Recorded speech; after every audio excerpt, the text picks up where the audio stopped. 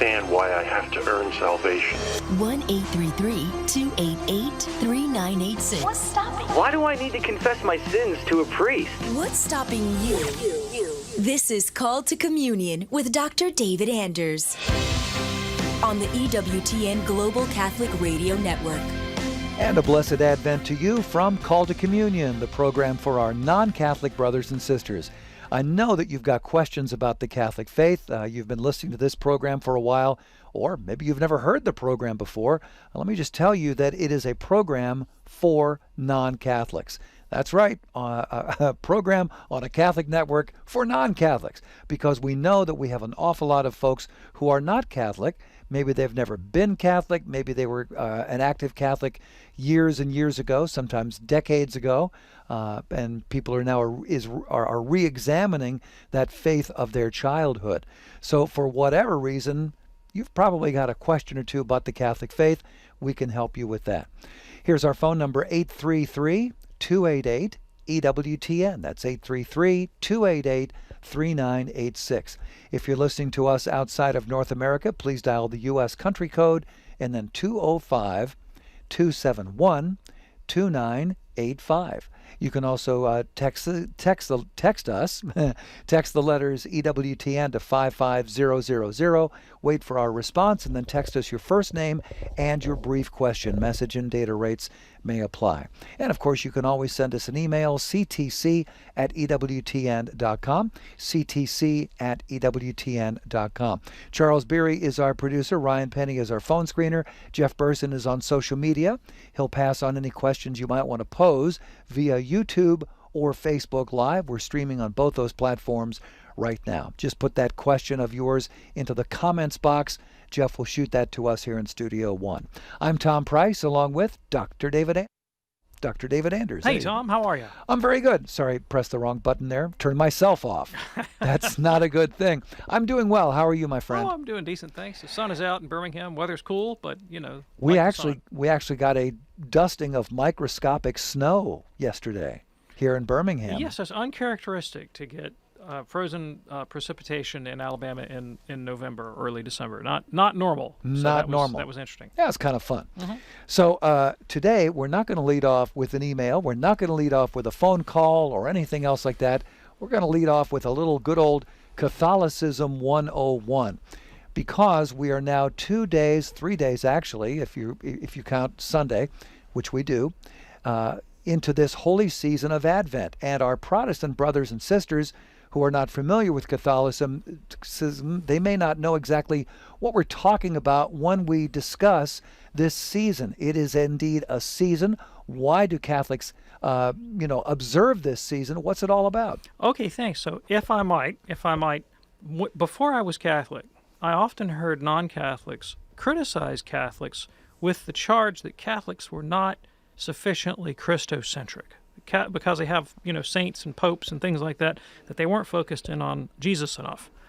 And then I became Catholic, and I found out that there was so much Jesus in the Catholic faith. Everywhere I turned, there was Jesus. I looked up, there was Jesus. I looked down, there was Jesus. I picked up a book, there was Jesus. I walked into a church, there was Jesus. It was so much Jesus, I was drowning in Jesus. Catholics are so into Jesus, they even take the calendar and slice it up according to the life of Jesus. So literally the whole year that the Catholic goes through year after year is structured around the life of Christ, because we can't get enough of Jesus. That's the point of the liturgical calendar. And Advent is the season of the year right before the Feast of Christmas, which celebrates the birth of Christ. Mm-hmm. And it also, because we're looking forward to and anticipating the liturgical celebration of Christ's incarnation, his first coming into the world, there's also a sort of note of expectation of his last coming as well. And so it's a time of, really a time of moral preparation to celebrate liturgically the first Advent, but also to prepare us eschatologically, that means oriented towards the end of time, mm-hmm. towards his second Advent, his second coming. Fascinating. And as long as we're at it, we might as well point out that Christmas for practicing Catholics is not a day, it is a season. Am I right? Yes, it is. It is. But we do have a liturgical feast on December 25th, Yes, celebrating the birth of Christ. Yes, we do. But it doesn't last for 10 days. Yeah. It's a pretty wonderful thing, actually. And a lot of people who are, serious Catholics, they are not the first one up with the tree and the first one down with the tree either. I know in our family, we put ours up traditionally put ours up on the third Sunday of Advent, which is usually around, around the 10th of the month or the 15th of the month, somewhere in that vicinity. Mm-hmm. Yep. And then and again, we're in no hurry to take it down, so you will not see our tree coming down on the 26th and sitting out by the curb. That'd be terrible. It's the most wonderful time of the year. Exactly right. All right, well, good. Thank you for that little Catholicism 101 on the season of Advent. We're going to take this question here from Bill, who emailed us and who says, is it your belief that Catholicism is the only true religion? Okay, thanks. So if you've listened to the show, you're not going to be surprised by the way I answer this. It depends on what you mean by true, and it depends on what you mean by religion. Oh, okay.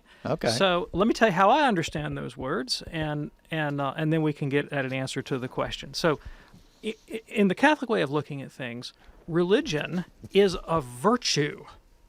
It's a habit that inheres in the will, and it is the habit of rendering to God what is his due. That's what religion is. It's the habit of rendering to God what is his due. And because we can never give God what he ultimately deserves, right? God deserves all of our love and all of our worship and all of our adoration infinitely, and we could worship him forever and never adequately satisfy the demands of the divine glory. But the way we do it is we also attend very much to what is the good of our own nature, because God made us in his likeness and image. And one of the best ways that we can honor and worship him is by attending to our own self-transcendence, our own refiguring after the likeness and image of Christ, and growing in grace and virtue every day. That's the principal way that we worship God. Hold that thought. We'll come back after the break and apply that to Catholicism and religion in general. Very good. And we have a line open for you right now if you would like to ask a question of Dr. David Anders, 833-288-EWTN, here on the Tuesday edition of Call to Communion. The leading Catholic voices are on EWTN Radio. We've started doing these shows. Call in if you're an atheist. Call in if you want to redefine marriage. Those are the kind of shows that make very engaging radio. We're going to continue to try to reach out to the fringes and find those people who fundamentally disagree with us. And we're going to continue to create shows that are going to reach out to those people to draw them in to the fullness of the truth. Catholic Answers Live, tonight, 6 Eastern on EWTN Radio. 60 Seconds with Archbishop Fulton J. Sheen. Because God knows all things and because he is creator, it follows that every single thing in the world was made according to an idea or a pattern existing in the divine mind.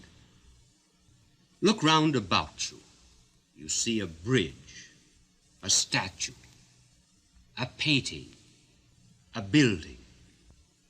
Before any of these things began to be, they existed in the mind of the one who designed or planned them.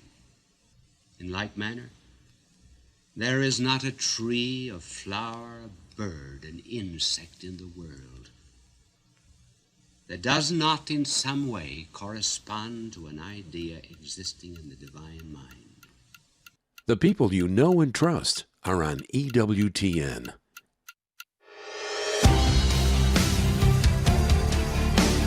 It's Call to Communion here on EWTN on this Tuesday afternoon. We would love to hear from you today. Lines are open right now. A couple of lines for you at 833-288-EWTN. That's 833-288-3986. So before the break, we were starting to answer this question from Bill, who says, is it your belief that Catholicism is the only true religion? Yeah, thanks. So before the break, I said, let's define what we mean by true and by religion. Right. And I began with the definition of religion, which from the Catholic point of view is the virtue of rendering to God what is his due. And one of the things that we have to render to God as the sacrifice of our life in truth and charity and wisdom and virtue and integrity. So a truly religious life, a life worth living, is one that is engaged in the process, in the project of self-transcendence, of growing in wisdom and insight, humility and self-control, charity, and the like. And we do this by imitating the life of Christ and the saints and obeying Jesus' teaching, following his example, but also attending to every example of virtue that we can find in the history of the world, which is why the Church Fathers, privileging the life of Christ, of course, and the apostles, were also not adverse to looking to the example of the philosophers and sages from other traditions as well, as they sought themselves to grow in wisdom and grace, charity, insight, and virtue. So that's what religion is, and true religion be religion that effectively orders us towards that self-transcendence and that reformation after the likeness and image of Jesus. Now, is Catholicism true? Of course Catholicism is true, because it's a divinely revealed religion, the one given to us by God for the perfection of our nature in the order of grace. And it's absolutely true, and it's perfectly true, and it satisfies all of our religious and spiritual needs. St. Peter says that through the promises of Christ we have everything that we need for grace and godliness. Now, does that mean that other religions are not true? It actually doesn't mean that, does not mean that, because other religions can imperfectly aid the soul in this project of self-transcendence and growth in wisdom and virtue. And so, in fact, one of the critical example of this way of thinking would be St. Augustine of Hippo, who in the year 391 wrote a book called On True Religion. Really just amazingly on point with your question. And what Augustine said was, true religion. You know what true religion is? Platonism. The religion of Plotinus and Porphyry and Plato. It's true religion. But Christianity is truer religion. It's truer religion. And what he liked about Platonism, he said, I find all this good stuff in Platonism, and I also find it in Christianity. But in the Catholic faith, I find this other stuff that I don't find in Platonism. Platonism is good as far as it goes, but the incarnation of Christ gives us what we could never have gotten through Platonism. In particular, he thought that the Christians really had the edge over Platonists in the virtue of humility, the incarnation. Christ emptying himself and becoming a baby and dying the death of martyrdom in charity and setting himself as an example for us to follow in that. You know, he who would be the greatest must become like the least of these, one of these little children. He thought that's where the Platonists fell down, because they had a lot of true things, but they tended to get a little bit high and mighty on themselves in their philosophical wisdom, whereas Christianity was Platonism for the masses, but adapted to our true condition. So he said, there's true religion, and then there's truest religion. Okay. Well, there you go. Bill, thank you so much for your question. Sometimes those very short questions, like there's maybe only 7 words, 8 words, are so profound, and it really gets to the meat of the matter, doesn't it? Well, those are the ones that are most fun to answer. Absolutely. All right, it is Called to Communion here on EWTN. If you're ready now, let's go to the phones at 833-288-EWTN. We begin with Mary in Rapid City, South Dakota, listening on the great Real Presence Radio. Hello, Mary. Happy Advent to you. What's on your mind today? Hello. Happy Advent to you, too. I have a question, but first I wanted to thank you both for your ministry. I've been a Catholic now for almost a year, and due in large part to your program. So Wow. thank you so for much. that. Thank you. I have a question. Since my conversion, I want to share the joys of the church with my family, my mom in particular, who was raised Catholic but left the church. And I just, there's kind of a lot of block there, and I was wondering if you had any advice for how to win her back to the church, if I can put it that way. Yeah, thanks. I really appreciate the question. This is a tough one, right? Because you know your mom better than I do, and you know kind of what buttons to push and what buttons not to push. I definitely think that we don't make a lot of progress when we're provocative. We don't want to do anything to inflame people or make them reactive, because then they're likely to dig in their heels just on principle. And you always get farther with honey than with vinegar, I guess is kind of what I'm saying.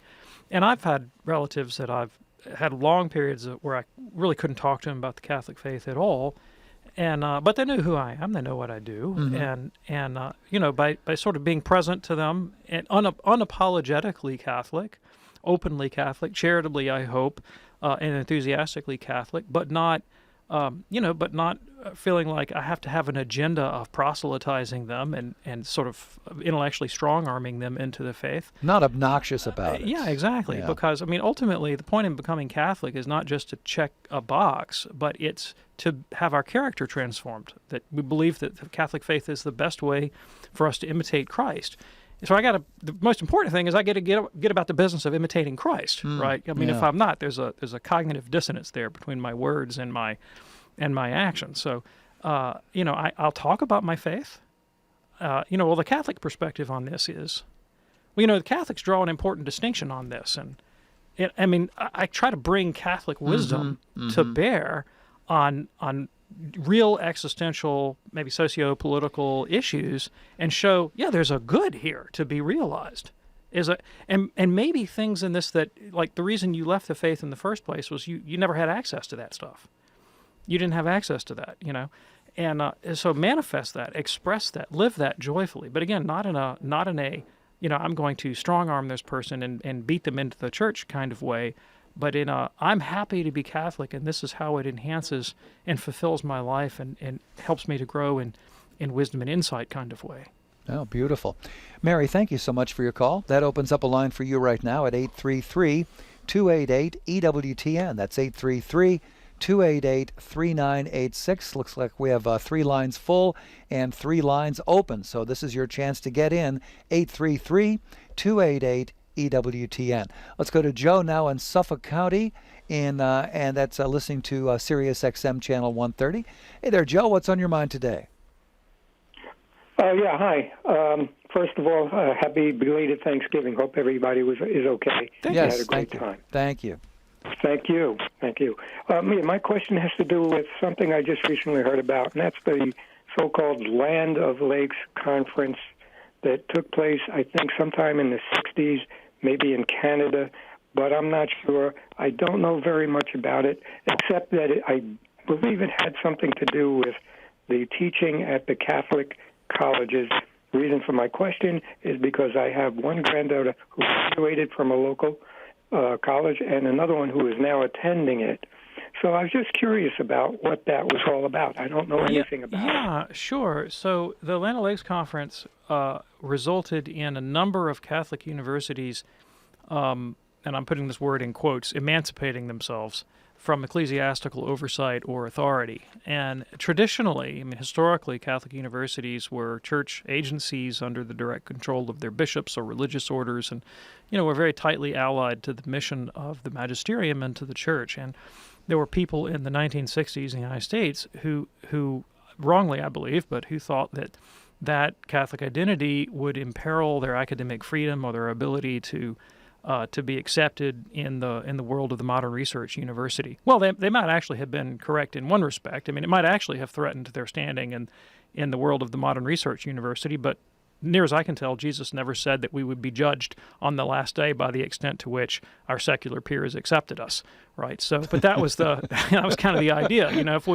If we get out from underneath the bishops and the religious orders and get these people off our boards, we can go out there and all the people at Harvard and Stanford will like us and invite us to their parties, and they will make us presidents of their academic societies. And that worked. They got what they were looking for. Yeah. So, some of those universities went on to become very prominent, well-funded research programs, and they have people are on the boards of the big agencies, and they presented all the right conferences, and they win all the right fellowships and everything, and they succeeded in emancipating themselves from church teaching and the mission of the Catholic Church. And so it's not like everybody in those institutions is wholesale against the church. I'm not saying that. And many of these institutions that are still around have noble, honorable, virtuous people in them that really want to do the will of God and follow Christ and teach what the church has to say.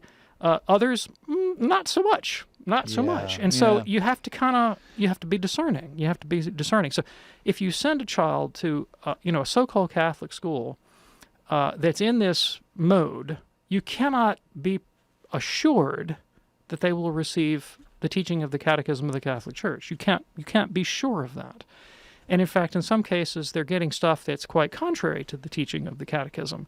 And so don't be misled by the Catholic label. In fact, some of them have shed the Catholic label altogether, and they've put other labels, in place of Catholic. But some of them still call themselves Catholic. But you have to be wary. Now, there is an agency that has sort of made a mission of helping lay people know which Catholic universities are intentionally allied with the magisterium, and which have joined the great emancipation train. Mm-hmm. And that society is the Cardinal Newman Society, and they publish actually an annual list of Catholic universities that avowedly, expressly adhere to the teaching of the Catholic faith, where you can be assured that your student will actually get the Catholic faith if they go there. It's not a long list, is it? It's not a very long list. No. Not a very long list. No. But anyway, Joe, hope that's helpful for you. Thank you so much on behalf of your family there. Call to Communion here on EWTN. 2 lines open at the moment, 833-288-EWTN. That's 833-288-3986. Andy is watching us on YouTube right now. Andy says, where did the idea that Mary had other children come from? When did this start, this viewpoint? Yeah, thanks. So, really about the 17th century, late 17th century. Really? Yeah, in Protestantism, early Protestants and even early 17th century Protestants continued to hold the doctrine of Mary's perpetual virginity.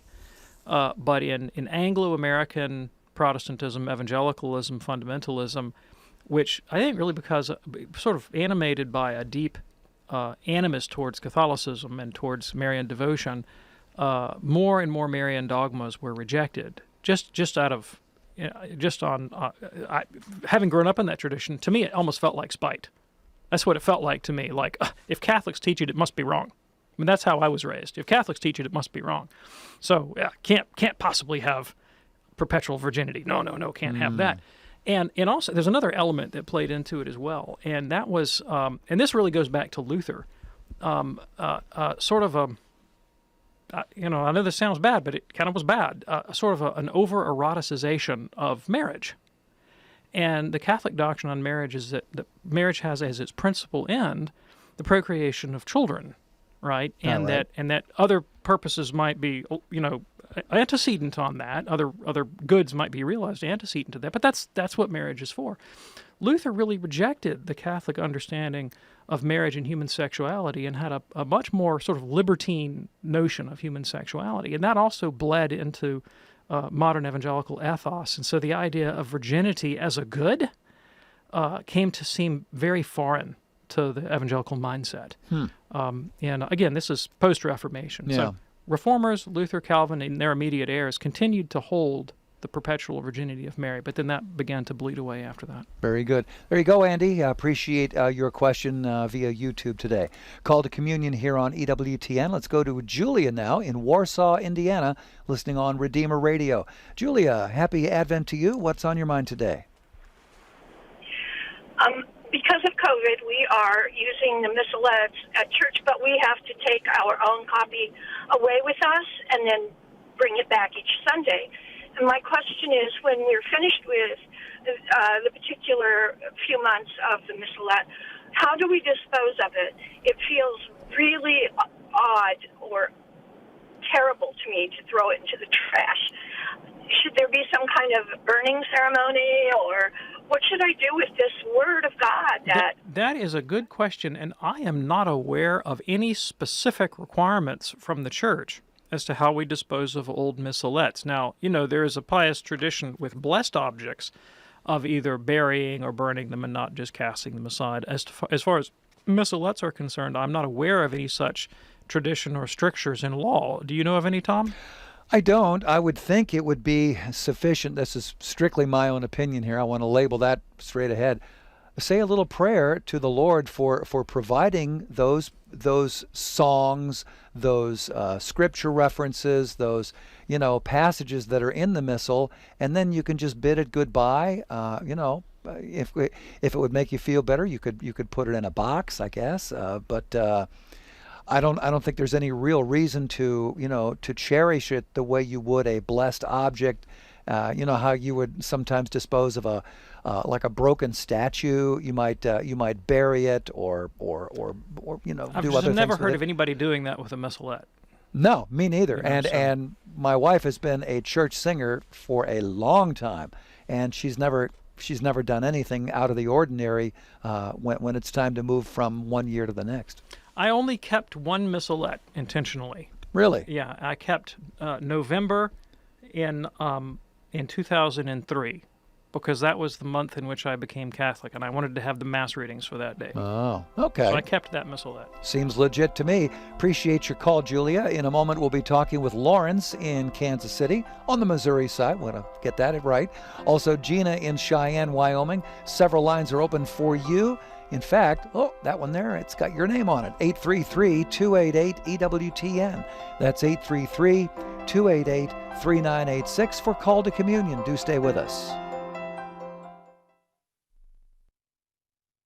Dr. Greg Popcak. We want listeners to see that God has a unique and unrepeatable plan for their lives and how to rejoice in the work God is doing in their hearts and in their homes. The leading Catholic voices are on EWTN Radio.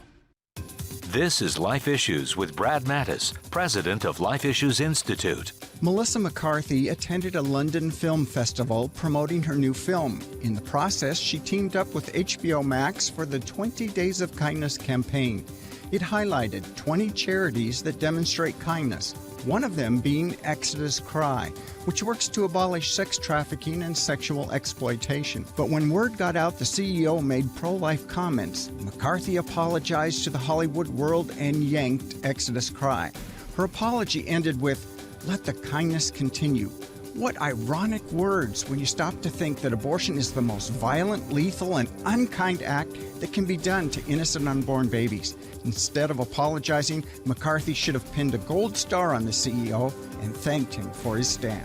For more information, visit our website at lifeissues.org and stay informed, more informed than you've ever been. This is Debbie Georgiani, co-host of Take Two with Jerry and Debbie. The familiar hymn, O Come, Emmanuel, reminds us that we are in the season of Advent. This is a grace-filled, sacred time for us to prepare our hearts and be filled with excitement as we all await the birth of our Savior. My prayer for you is that your home is filled with joy, peace, and abundant blessings during this Advent season. Hi, this is Cy Kellett. Later today on Catholic Answers Live, we've got 2 hours of open forum. Ask any question you want about the Catholic faith. Catholic Answers Live, 6 p.m. Eastern on EWTN Radio. Now, back to Call to Communion with Dr. David Anders.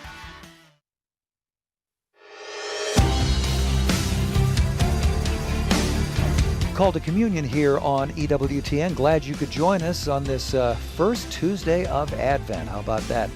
Let's get back to the phones here and talk with Gina. Gina is in Cheyenne, Wyoming, listening on Catholic Radio Network. Hello, Gina. What's on your mind today? Hello. If Dr. Anders is familiar with the Consecration to St. Joseph by Father Calloway, and it is inconsistent with things addressed in the Proevangelium of St. James, which is more accurate. For example, was Joseph chaste? Did he have other children, etc.? There we go. Yes, thank you. I really appreciate the question. So here's an interesting thing about Catholic teaching and history, that there are questions on which the Church refuses to dogmatize. There are questions on which the Church refuses to dogmatize. Sometimes those are abstract theological questions where maybe one of two opinions is allowable to Catholics. They may be incommensurable opinions, right? But neither one really offends against the dignity of God or of human beings, and both have sort of a rational case that can be made for them. The Church allows both opinions.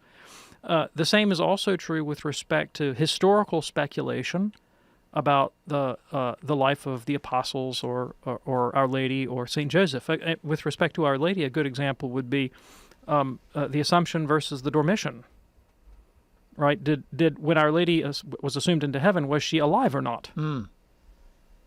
And there are divergent traditions on this, and both can be celebrated liturgically.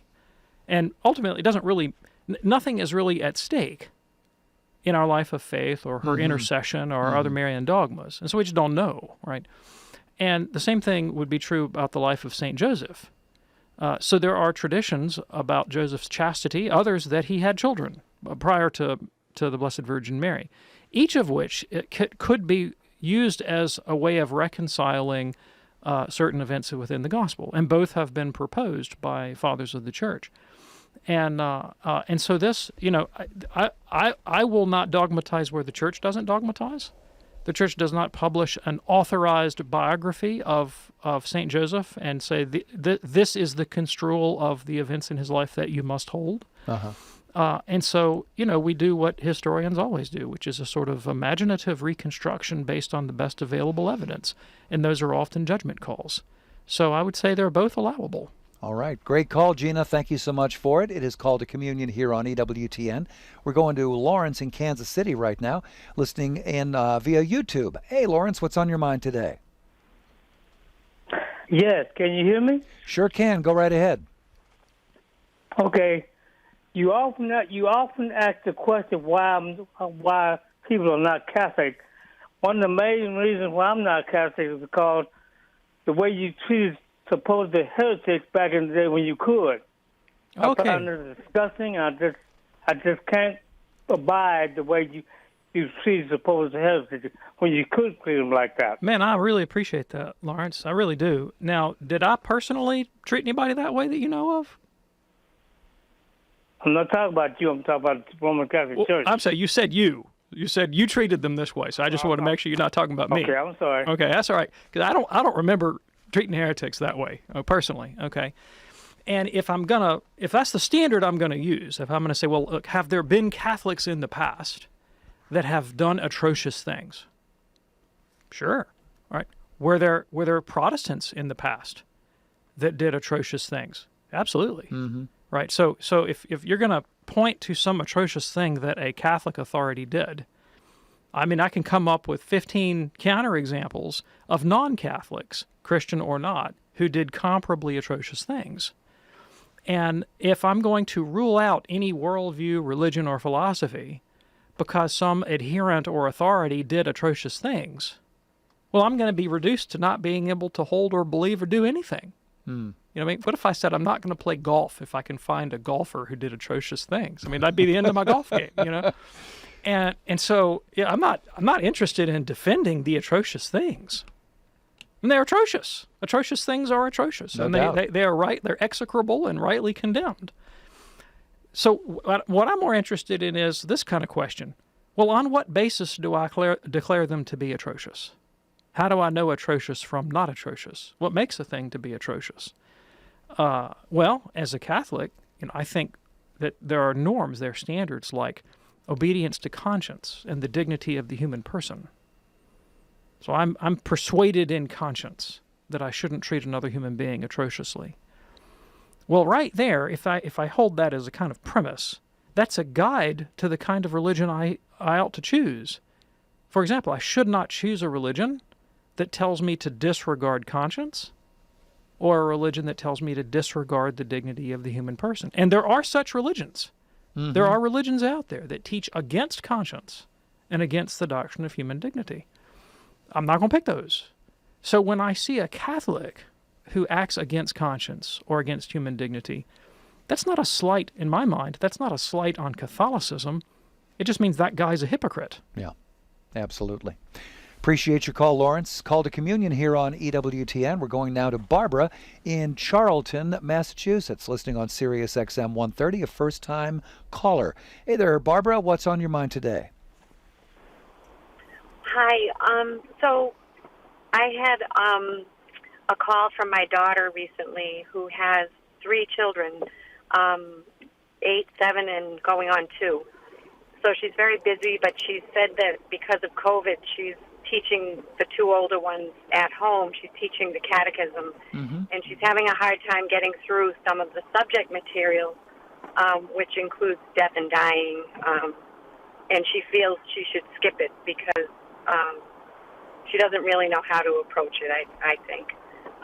She hasn't been very strong in her faith herself, and I've been kind of hinting all along with the kids that she should get them into their religion. And I'm from a very strong Catholic upbringing. So I just wondered if you had any advice for her. All I told her was that I think she should study further on it, because I don't think she's as informed as she should be, without trying to lecture her. Yeah. Because I don't want pushback, but I'm so happy that she's at least trying. I really appreciate the question. And look, there's no absolutely right answer to this question. There's just you and me and people trying to make prudent choices in the moment in conditions of uncertainty. So like, don't beat yourself up too bad, right? I mean, we're all trying to do the best we can. Mm-hmm. Sometimes these things are hard to do. So it kind of depends on what her goals are. So for example, if the children are they're doing sacramental preparation at their parish, and the parish requires certain content in the curriculum in order to be properly prepared for, say, First Communion, First Reconciliation, well, then they have to do what the parish has asked. They have to do what the priest has said. You know, if you want to receive Holy Communion, you have to know this, this, and this. Well, we better get about the business of learning this, this, and this. If, on the other hand, this is simply, her attempt to bring the children into the practice of the faith and help them understand why they go to Mass, and she's just trying to set a good Catholic example and live the faith with her kids, then I would say I would give her a pass and let her follow her judgment about what's developmentally appropriate for her kids and her own level of development as well, lest she make a false step. And I think your suggestion that, hey, just worry about educating yourself in the faith right now. I mean, that's great advice. Mm-hmm. And up until a certain age, I think we want to familiarize our children with the names and the rituals of the faith, but we're not going to press too hard on profound understanding, because it's not really developmentally appropriate for them. They're not going to get profound understanding until they grow older and really begin to read and study and think. And far more important is the habituation of the will and the sensibility towards divine things and towards the life of the church and the parish. And the kids could grow up and feel like their parish, their Catholic community, is a safe and loving place where they're valued and where their contributions mean something, and they can grow in the habits of virtue. More important than that they name the virtues is that they have them. And that's something we gain more by following examples and collaboration in, say, common projects and family prayer, than in memorizing lists. So, I mean, the lists are good. I mean, I'm all about lists. I memorize lists all the time. I'm not knocking memorizing lists. But, when we get to heaven or we get to the Last Judgment, Jesus is not going to say, okay, what are the 7 virtues? Instead, he's going to say, do you have the 7 virtues? Yes. Absolutely. Barbara, we hope that's helpful for you and your daughter. Thanks so much for your call. It's Called to Communion here on EWTN. Let's go a question here from Ryan, who's watching us today on YouTube. Ryan says, my RCIA instructor said that to enter heaven is to believe in a God that forgives and ask for forgiveness. Well, this sounds like the once saved, always saved taught by Protestants. Is this correct teaching? Yeah, thanks. So I would say that the RCIA instructor is not wrong, but left uninterpreted, this statement is prone to being misleading, right? In exactly the way that you said. So we need to elaborate a little bit more, right? In the Catholic way of understanding, what does it mean to ask for forgiveness? So that's really critical. What does it mean to ask for forgiveness? For a Catholic, asking forgiveness necessitates contrition. And that's a key difference between Catholic and Protestant. Luther denied the need for contrition. He's faith alone was all you needed to be reconciled, according to the Protestant Martin Luther. Catholics say that's not true. You have to have contrition. What is contrition? Contrition is a hatred of sin and a firm purpose of amendment, the determination not to do it again. And if you don't have that purpose of amendment, if you don't have that hatred of sin, then you're not asking forgiveness in the way in which the Church says you have to ask for forgiveness. If you do that, if you really are contrite and you make a purpose of amendment and you desire to be united in your will to God in charity, asking for forgiveness is tantamount to a change in character. And, in fact, is accompanied by an infusion of grace that, in fact, changes your character, infuses within you faith, hope, and charity.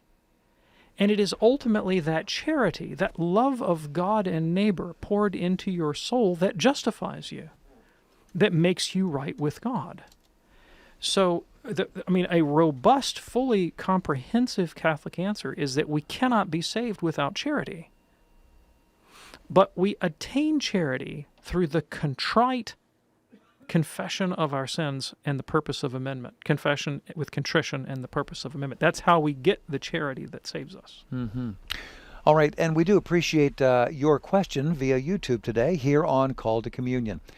Now let's go to just a little reminder, and this is kind of a reminder from me, Tom Price, to you.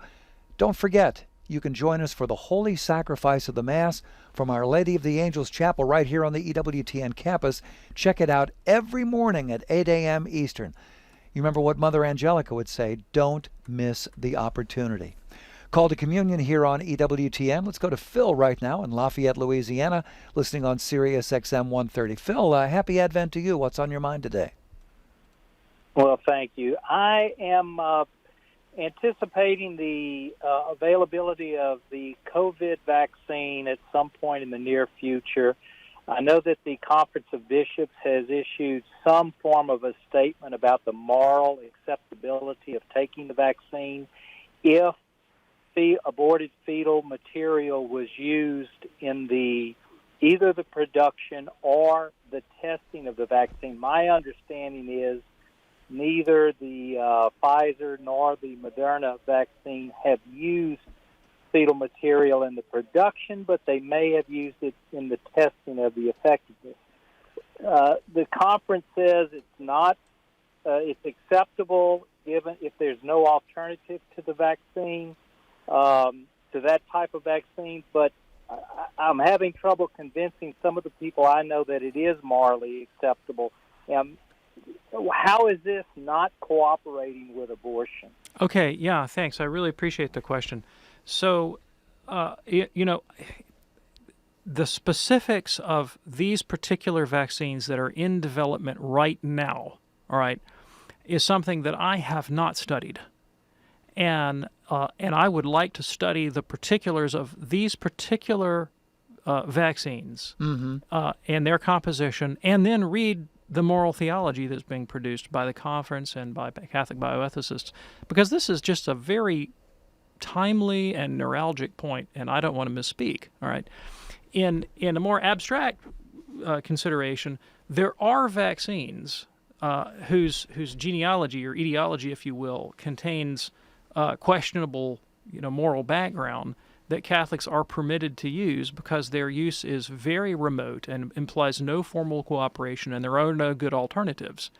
And that's what the bishops have clearly taught. As to how pertinent that analysis is to the present case, I just need to do some more research before I speak out of turn. Fair enough. Appreciate your call, Phil. It is Called to Communion here on EWTN.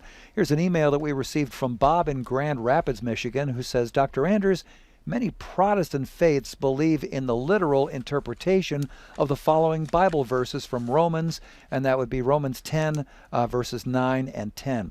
Brothers and sisters, if you confess with your mouth that Jesus is Lord and believe in your heart that God raised him from the dead, you will be saved. For one believes with the heart, and so is justified, and one confesses with the mouth, and so is saved, unquote. So what is the Catholic Church's teaching on these verses? Many thanks, Bob. Yeah, thank you, Bob. I really appreciate it. So Catholics hold to the literal meaning of every verse in the Bible.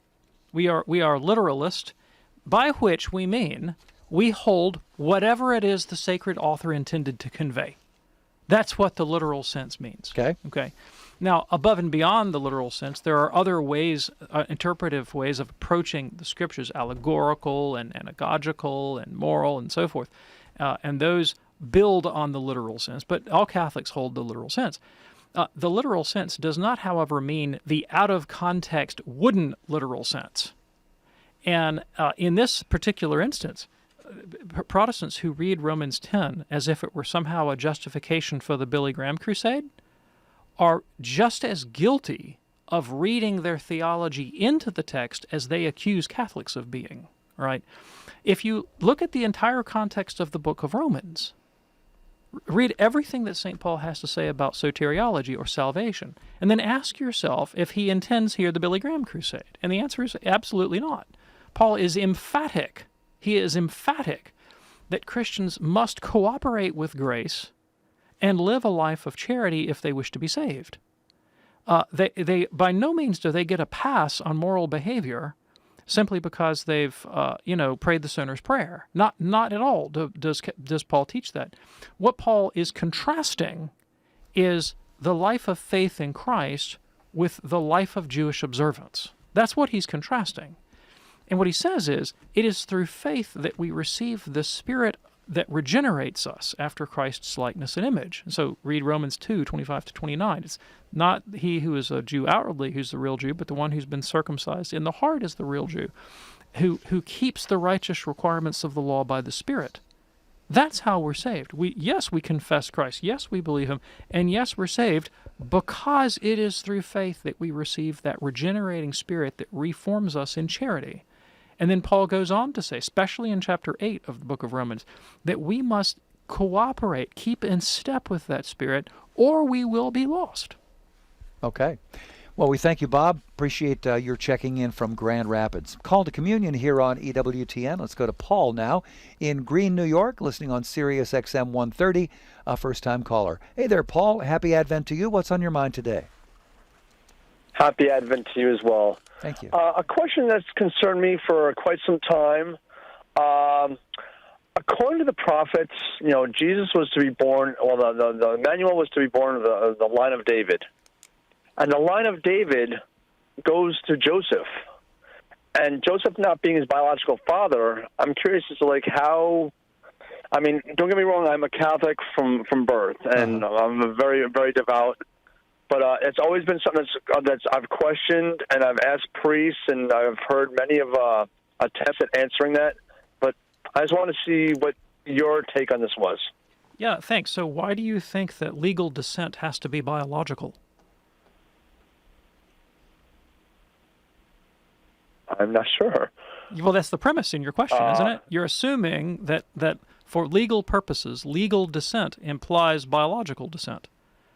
That's clearly not the case in the Jewish view of consanguinity. Okay. Witness the man in 1 Corinthians chapter 5 whom Paul accuses of incest because he slept with his stepmother. Had no consanguinity at all, and yet he is guilty of incest because the bond of marriage established a kind of would-be consanguinity, and the two were indistinguishable in the Jewish mindset of the time. Now, we can also add that the Blessed Virgin Mary was biologically descended from David. So we're covered on both fronts. Covered. We've got legal descent through Joseph, biological descent through Mary. We're covered. Okay. There you go, Paul. Appreciate that. It is Called to Communion here on EWTN. Interesting question here from Christina, who says, Dr. Anders, I'm messaging you because I have a concern about my mom. My mom, for over 20 years, has been reading tarot cards, the palm of hands, and has been doing other psychic-type stuff. For the past 7 or 8 years, I have left the sinful world of psychic stuff, becoming closer to the Lord, and now a practicing Catholic. Well, now, my mom is so set in her ways, she won't stop doing psychic stuff, and yet she claims to be very Catholic. She lives in another state. I'd like to go visit her with my children and husband, but I'm afraid of because of what she does. Is it okay if we still visit as long as we don't get involved, or should we just not visit her in her home, or can we visit her outside of her home? Not sure how all this works. Thank you. Have a blessed day, Christina. Yeah, you are right to be very wary, and I would not bring my children into a home where sorcery and witchcraft and divination and magic were being practiced. I would not bring my children into such a home.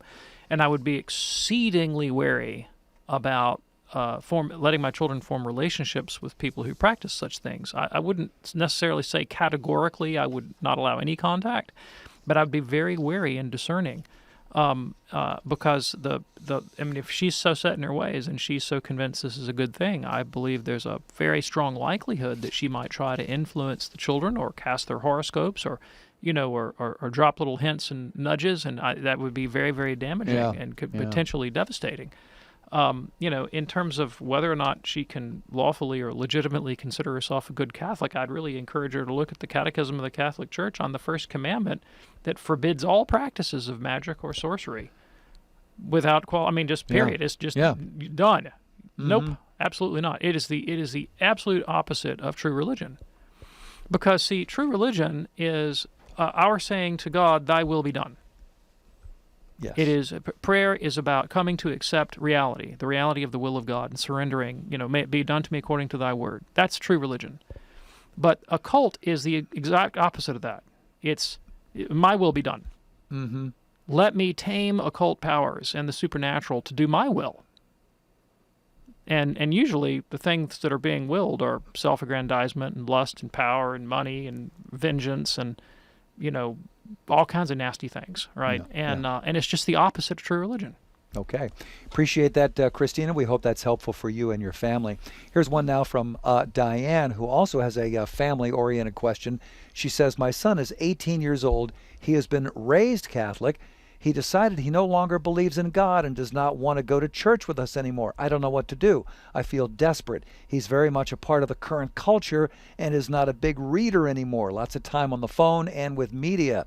Is there anything I can point him to that might pique his interest? Nothing in his formation has excited him. He never connected with any of his religion teachers.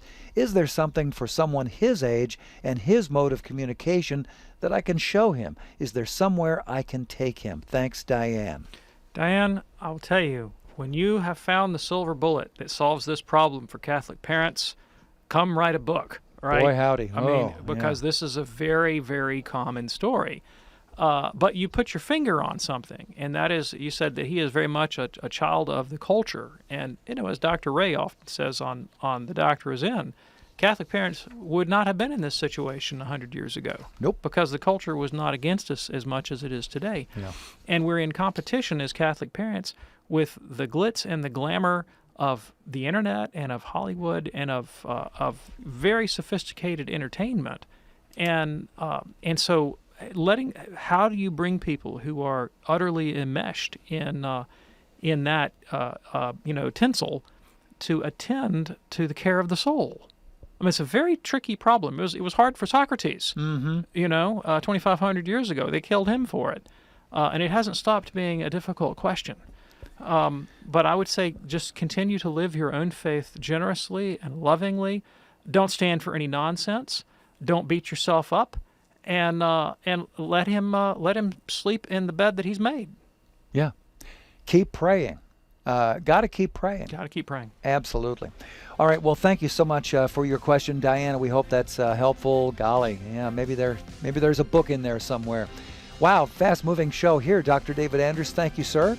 Thank you, Tom. And I also want to thank you for giving us a little primer on why we celebrate Advent and why it is so important now that we're actually in it. Well, I'm kind of jazzed. I'm a big Advent fan. You're a good man. Light that candle when you get home. Don't forget, we do this program Monday through Friday here on EWTN at 2 p.m. Eastern, Monday through Friday, live with an encore at 11 p.m. Eastern, and a best of show Sundays at 2 p.m. Eastern.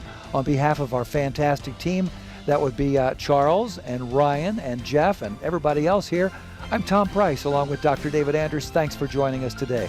See you tomorrow right here on EWTN's Call to Communion. God bless.